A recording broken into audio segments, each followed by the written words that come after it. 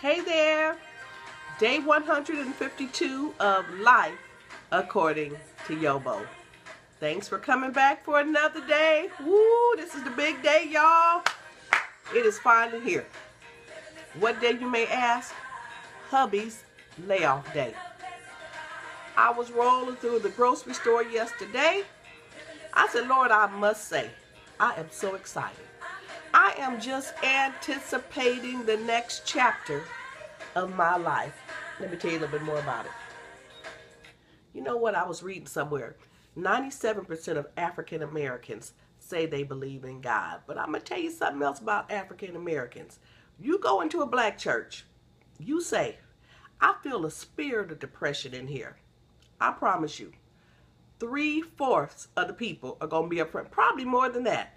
No, let me push the number up. 90%, 85 to 90% of the people will go up to the front for prayer. Come on, everybody that's suffering from depression, come on up here for prayer right now and get delivered. Honey, seats are going to clear.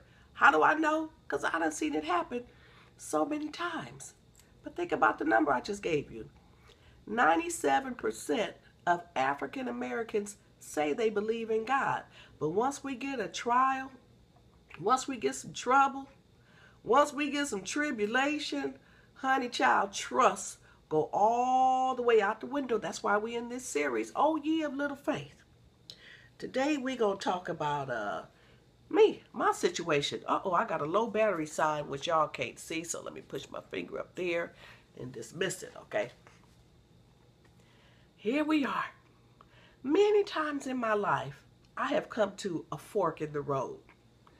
And almost every single time, I find myself filled with so much panic, uncertainty, not knowing how things are going to work out for me. Now here I am again at age 56. I had to have a little talk with myself. I said, YoBo, all the times you've been at this point, didn't everything work out? I say, showed up. All the times you've been at this point when things worked out, weren't things better than they were before? I said, showed enough.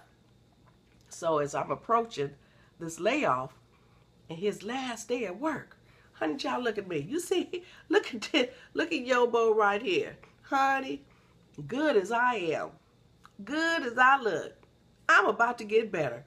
That's all trouble does. That's all trials and tribulation does. It makes you better. Makes you better how? Well, you learn a little testimony. The old folks say you can't have a testimony without having a test. You can encourage somebody else. You can say, child, you better go on. Keep your mind on the Lord. Don't look to the left. Don't look to the right. You better stay with Jesus. Everything is going to work out okay. At a certain point, we just have to practice what we preach. Okay, I'm going to read back to my little book.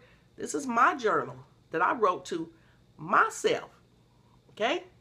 I probably started this in about, when did I start this? Maybe 2007, 2008, 2009, something like that. Well, I do one devotional for every day, and this is the May 8th message. It's about trust. The scripture comes from Hebrew 11:8. It says, Abraham went out not knowing. That's just what we talked about the last 2 days. Just having to know everything. Well, today we're going to talk about being comfortable with not knowing all the answers.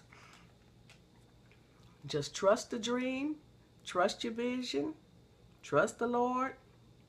Don't stick your nasty little fingers into the situation, trying to manipulate anything or trying to escalate anything. Be confident and comfortable in uncertainty. See, I told you ain't got to know. I don't know all the answers. And I learned the hard way that not knowing can be a good thing, because if I had been shown all the stuff I was going to have to go through on the way to the promise, you know what, the Lord have a way of showing you the end. He don't show you the stuff in the middle. Had I seen all the stuff up in the middle, I would have said, oh, hell no. Some of y'all say, YoBo, can you say hell in the middle of a scripture from Hebrew 11 and 8? Psh, I'm going to say it again. There's no way, no how I would have traded in the lifestyle I had. I had a comfortable middle-class lifestyle. I had a good old 6-figure income. But I had a dream that I needed to pursue. And I did not know that the pursuit of the dream would cost me everything that I had worked so hard to achieve.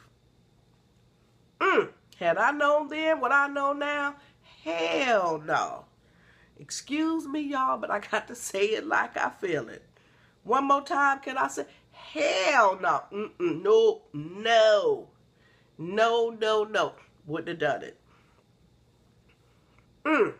By now, you ought to have my drift. Some of y'all might be clutching your pearls, while others of you who are midway through your journey are saying, hell yeah, YoBo, I know what you're talking about. If I had known the price I'd have to pay to pursue the promise, I can't read my writing right here, I would stay where I was. The passage of time will tempt you to come up with ways and means of making things happen. But God don't need your help. He needs you to trust him. Now, I don't mean you sleeping all day. I mean do something.